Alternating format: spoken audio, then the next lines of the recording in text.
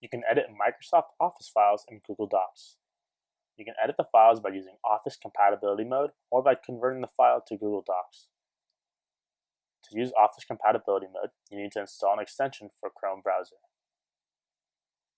From the Chrome Web Store, install the Office Editing for Docs, Sheets, and Slides Chrome extension. Once you do, you can edit Word documents.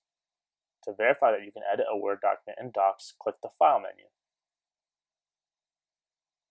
If you see Office Compatibility Mode in the menu, you can edit the document.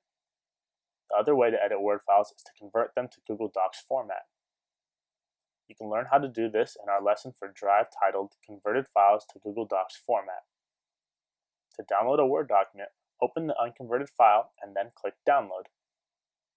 When using Office Compatibility Mode, at the top you'll see Share.